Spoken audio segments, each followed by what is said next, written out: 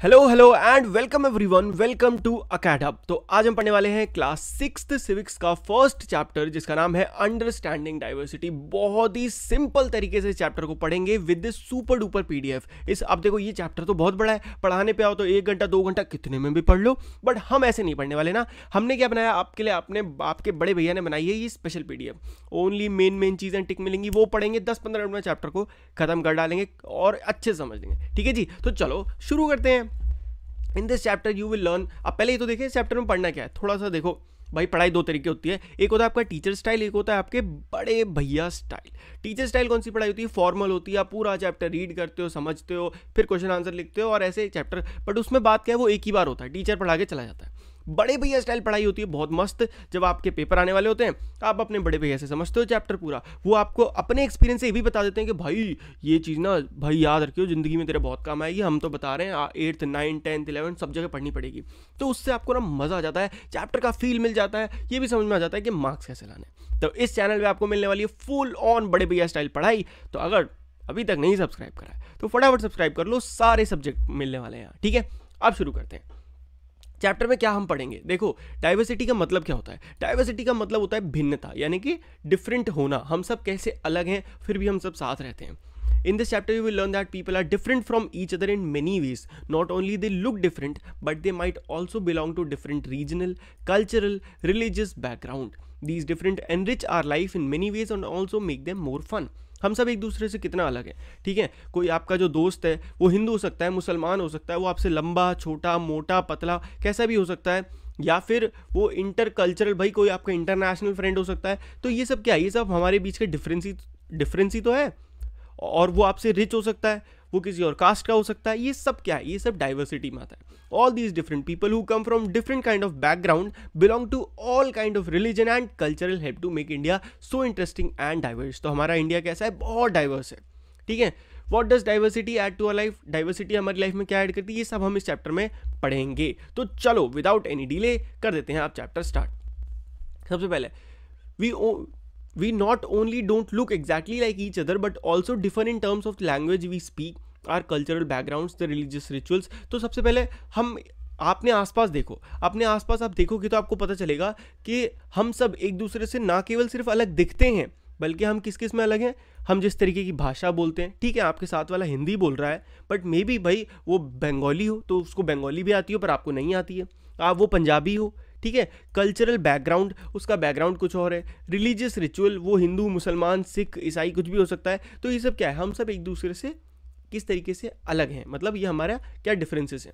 Many ways in which you are quite like some of your class. देखो अपनी class में ऐसे बहुत सारे तरीके हो सकते हैं जिनसे आप अपने क्लासमेट के जैसे हो, जैसे कि आप सेम क्लास में हो, आप सेम ईयर के हो सकते हो, बट बहुत सारी ऐसी चीज़ें होंगी जिसकी वजह से आप एक दूसरे से डिफरेंट भी होंगे। ठीक है, तो इसी के साथ हमें इस चैप्टर में समझनी है कहानी। अब ये कहानी किसकी है, दो लड़के हैं समीर, ठीक है ऐसे समझाता हूँ। ये लड़का है समीर, ये लड़का है समीर। ये लड़का पढ़ा लिखा है, स्कूल जाता है, और ये जो लड़का है बहुत गरीब है और ये न्यूज़पेपर बेचता है।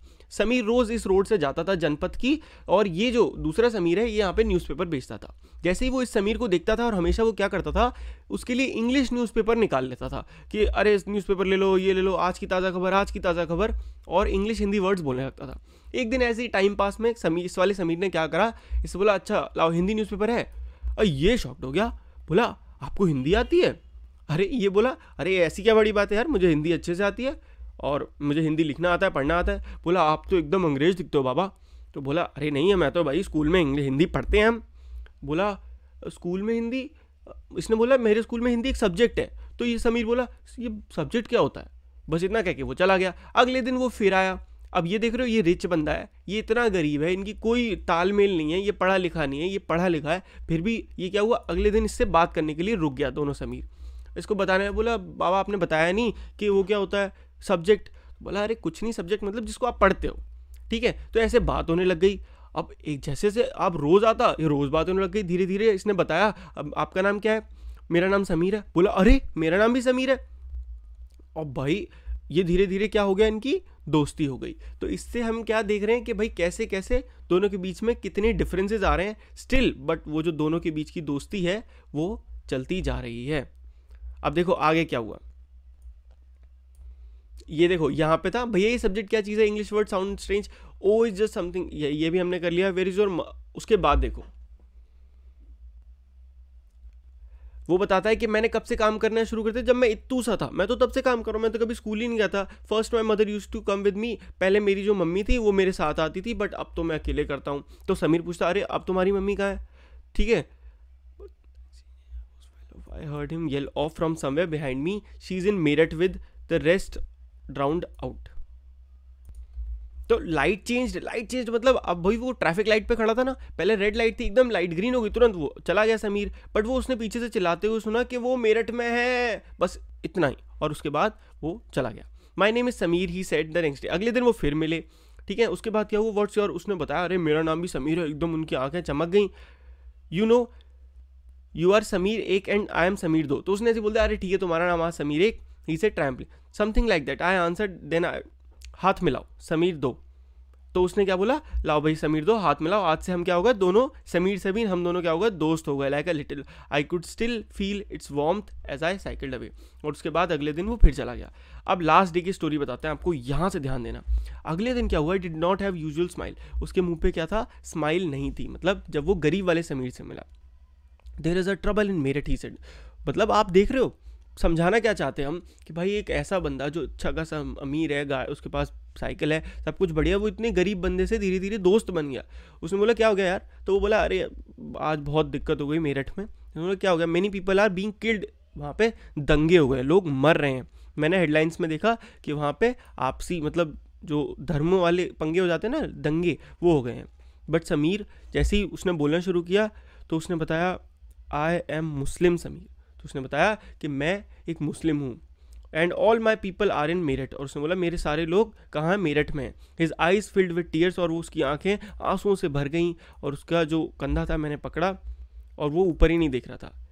उसके बाद से वो कभी भी क्रॉसिंग पे नहीं मिला। तो ये जो कहानी थी एक समीर दो की, आपने इससे क्या सीखा। वाइल समीर एक is more familiar with English, Sameer दो जो हिंदी बोलता था, बोथ कैसे थे, डिफरेंट लैंग्वेजेस बोलते थे, स्टिल वो दोनों आपस में कम्युनिकेट करते थे। वो दोनों ने एफर्ट करे सो दैट, क्योंकि दोनों के लिए इंपॉर्टेंट था। समीर एक समीर दो कम from different religious and cultural background, दोनों के रिलीजियस बैकग्राउंड, एक हिंदू था एक मुसलमान था, और कल्चरल एक रईस था एक गरीब था। समीर एक हिंदू, Sameer Do is a Muslim. Different religious and cultural background such as these are aspect of diversity. यही जो डिफरेंट कल्चरल और रिलीजियस बैकग्राउंड है, यही क्या है, हमारे डाइवर्सिटी के एस्पेक्ट हैं। इसके बाद हमने इनके बारे में तो देख लिया काफ़ी, अब हम आगे देखते हैं। We are talking not about difference, ठीक है, जो अभी हम सिर्फ डिफरेंस के बारे में नहीं बात करें, बट ऑफ इन इक्वालिटी। हम बात कर रहे हैं इन इक्वालिटी की। इन equality comes about when a person does not have the resource and opportunities that are available to other person। अब डिफरेंसेस क्या होते हैं, भाई एक इंसान ऐसा है एक इंसान ऐसा है। इनइक्वालिटी मतलब किसी के साथ इक्वल ना, लोगों के साथ इक्वल ना व्यवहार करना। जैसे कि सबसे बड़ा एग्जांपल है कास्ट सिस्टम। हमारे देश में कास्ट सिस्टम क्या है, इसकी वजह से क्या होता है, सोसाइटी को डिफरेंट पार्ट्स में बांट दिया गया और अकॉर्डिंग टू देयर वर्क। मतलब कोई इंसान अगर काम करता है पॉटरी का, या कोई अगर गार्ड है, तो बोल दिया गया कि आपके जो बेटे हैं वो भी गार्ड ही बन सकते हैं और वो ये पॉटरी का ही काम कर सकते हैं, इस तरीके से। और राजा जो है, राजा का बेटा राजा ही बनेगा, पंडित जो है वो पंडित का बेटा। तो इस तरीके की फालतू चीज़ें जो हमारी सोसाइटी में चल रही हैं, ये सब क्या है, इनइक्वालिटी है, लोगों के राइट्स को छीना जा रहा है। बट धीरे धीरे अब हमारी जो गवर्नमेंट है इन सबसे लड़के आगे बढ़ रही है, हम मॉडर्न तरफ जा रहे हैं और इनइक्वालिटी को हटा के इक्वालिटी को लाया जा रहा है। What does diversity add to our life? ये क्वेश्चन आपको इंपॉर्टेंट है, शायद क्वेश्चन में भी आएगा कि डाइवर्सिटी हमारी लाइफ में क्या ऐड करता है। तो डाइवर्सिटी से हमारी लाइफ में क्या आता है, different kind of food, celebrate different festival, क्या करते हैं, tried the clothes they wear, and different languages हम सीखते हैं। देखो डाइवर्सिटी यानी कि आप मान लो, सपोज करो एग्जांपल, आप हिंदू हो, ठीक है, आपके जो पड़ोसी हैं वो बहुत अच्छे हैं, आप उनको चाचा कहते हो, बहुत मस्त आप दोनों के वो है, और वो क्या है, वो पंजाबी हैं।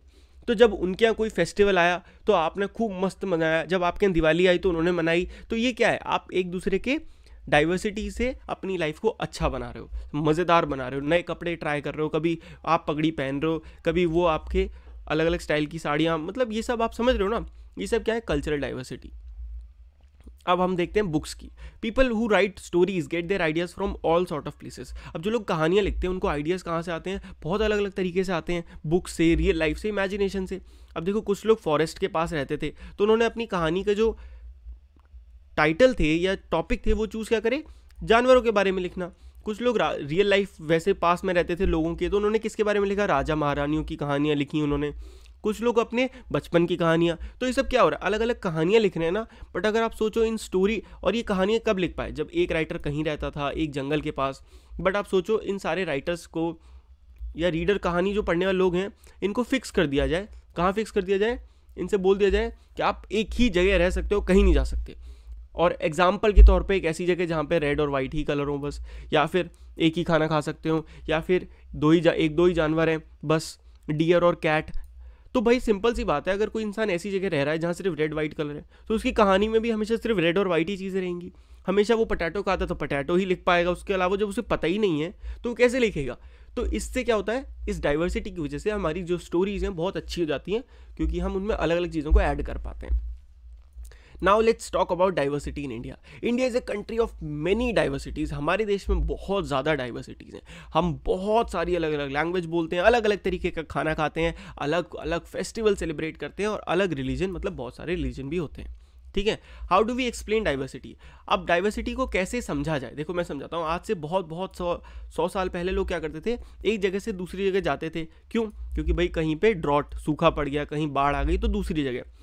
बट जैसे जैसे वो अलग अलग जगह जाने लगे, हुआ क्या, न्यू प्लेसेस में जाने लगे, वहाँ पे उनकी जो लाइफ थी वो थोड़ी चेंज होने लगी। एग्जाम्पल के तौर पे मानो पहले वो जहाँ रहते थे वो अपने बूढ़े दादा दादी के साथ रहते, तो वो कहते थे नहीं 8 बजे सो चुपचाप, और सुबह 4 बजे उठो। ठीक है, वो मानते थे। उसके बाद वो चले गए दूसरी जगह। अब बूढ़े दादा दादी नहीं रहे, तो वो क्या, अरे यार कौन 4 बजे उठे, एक काम करते हैं 6 बजे उठेंगे और 10 बजे सोएंगे। तो क्या हो गया, एक डिफरेंस आना शुरू हो गया ना।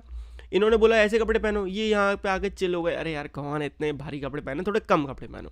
समझ रहे हो ना। तो इस तरीके से क्या हुआ, चेंजेस आने शुरू हो गए ओल्ड वेज में। तो नई लैंग्वेजेस, नया फूड, नया म्यूजिक, नए रिलीजन बनने लगे ओल्ड और पुराने के मिक्सचर से। The history of many places shows us how many different influences have helped to shape life and culture there. Thus, religion became very diverse because of their unique history. अब religion जो है अलग बहुत diverse बने अपनी अपनी unique history की वजह से.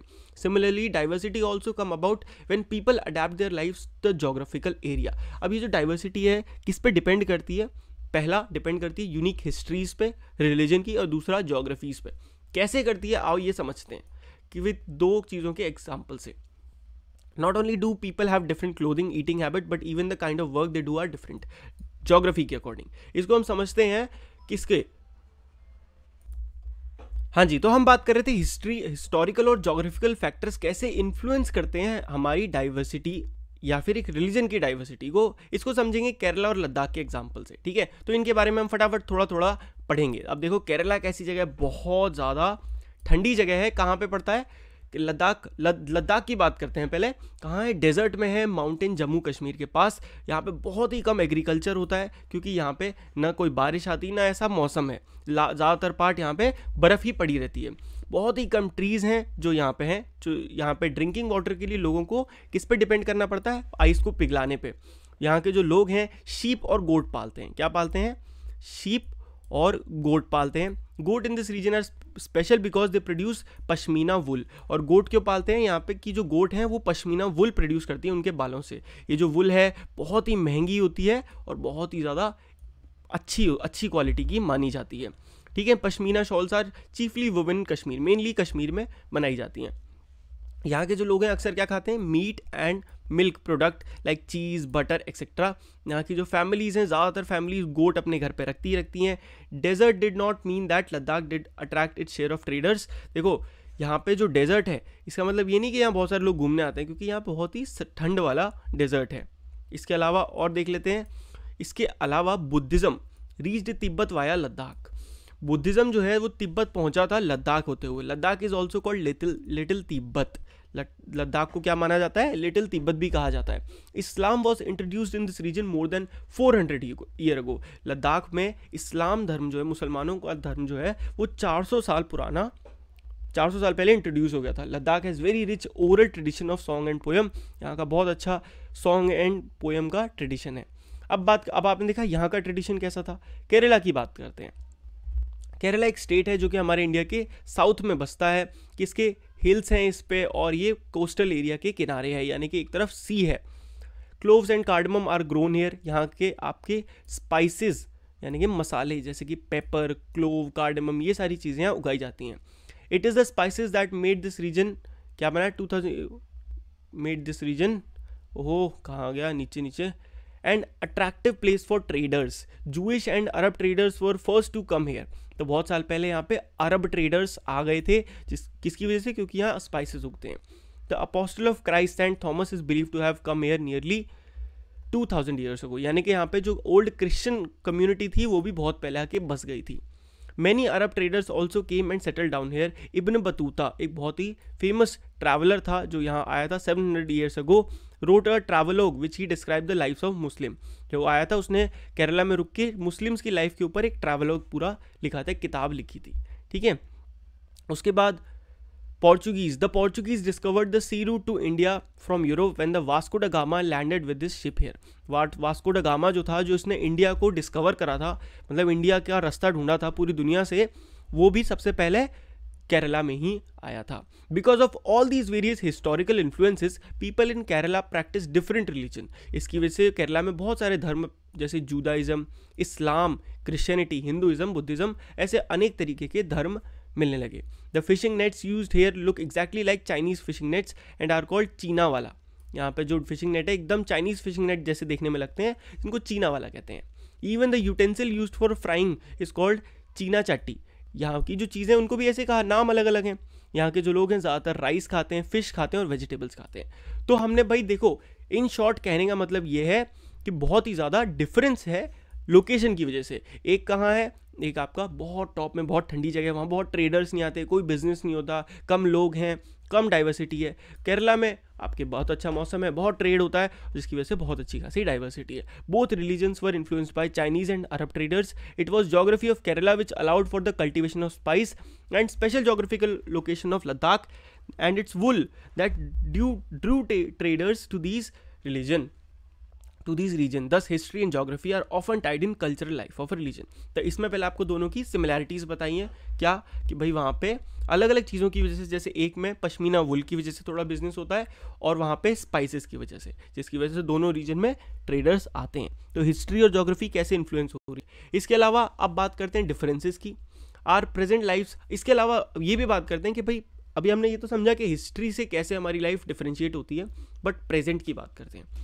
The influence of diverse culture is not merely a thing of past. सिर्फ पास्ट की बात नहीं है. Our present lives are all about moving from place to place, work with each move our cultural tradition. Simple सी बात है, आपको easily समझाता हूँ. कई बार क्या होता है, हम आज के टाइम पे आपके फादर ही वो एक जगह रहते हैं, उसके बाद उनका ट्रांसफ़र हो जाता है, वो दूसरी जगह चले जाते हैं, वहाँ पे अलग तरीके के पड़ोसी मिलते हैं, अलग लोग मिलते हैं, अलग नेबरहुड मिलते हैं. तो क्या हुआ, डाइवर्सिटी चेंज हो गई, थोड़े थोड़े आपके पैटर्न चेंज हो जाएंगे. तो ये तो है, हम प्रेजेंट में भी अपनी डाइवर्सिटी बढ़ाते जा रहे हैं. Now let's talk about unity in diversity. अब डाइवर्सिटी तो है, मगर उसमें भी यूनिटी हम एक साथ कैसे रह पाते हैं. तो देखो, जब ब्रिटिश ने इंडिया में रूल किया था तो वुमेन एंड मैन, चाहे आदमी हो चाहे औरत हो, चाहे वो किसी भी धर्म का हो, किसी कल्चर का हो, अमीर हो या गरीब हो, सब ने मिल के उसका अपोज करा था कि इनको, ब्रिटिश को. इंडिया का जो फ्रीडम मूवमेंट था उसमें हज़ारों लाखों लोग आए थे, इर्रिस्पेक्टिव ऑफ वो किसी भी धर्म के हों, वो किसी भी जात के हों, कोई फ़र्क नहीं पड़ता. सब ने मिलकर बस एक ही नारा लगाया था कि ब्रिटिशर्स को भगाना है हमारे देश से. इसके अलावा एक बड़ा अच्छा एग्जाम्पल है कि जलियांवाला बाग जो मैसाकेयर हुआ था, जलियांवाला बाग में बहुत सारे लाखों लोगों को मार डाला था लगातार गोलियों से. तो जब उसके बाद ये गाना है जो लिखा हुआ है, जिसमें एक लाइन थी, the blood of Hindus and Muslims flow together today. ये इंपॉर्टेंट लाइन है इसलिए. तो this song was sung after the Jallianwala Bagh massacre in Amritsar in which a British general opened fire. एक ब्रिटिश जनरल ने लगातार धुआंधार गोली चला दी थी पीसफुल लोगों पे, जो हिंदू, मुसलमान, सिख, मुस्लिम सब थे. और तब ऐसे गाने बहुत सारे निकले थे जो हमारे देश की, किसको बताते हैं, हमारे देश की यूनिटी को बताते हैं. Song and symbol that emerged during this freedom struggle serve as constant reminder of our country's rich tradition of respect for diversity. तो सॉन्ग और सिंबल भी क्या है, रिच, हमारे एक स्ट्रगल, फ्रीडम स्ट्रगल के, हमारी डाइवर्सिटी इन यूनिटी के ट्रेडिशनल सिंबल है, मतलब ये बताते हैं. नेहरू जी ने कहा था, जिन्होंने यूनिटी इन डाइवर्सिटी का जो फ्रेज़ है नेहरू जी ने दिया था. और इंडिया के नेशनल एंथम में भी बहुत सारे ऐसे फ्रेज़ हैं. रविंद्रनाथ टैगोर ने बनाया था in another expression of unity of India. वो भी क्या है, यूनिटी ऑफ इंडिया का एक गजब का एग्जाम्पल है। तो बस इसी के साथ ये चैप्टर होता है खत्म। अगर आपको वीडियो अच्छी लगी हो तो वीडियो को लाइक कर देना, चैनल को सब्सक्राइब जरूर करना ऐसी और वीडियोस देखने के लिए। मिलते हैं आपसे नेक्स्ट वीडियो में। Good bye, take care and पढ़ते रहिए।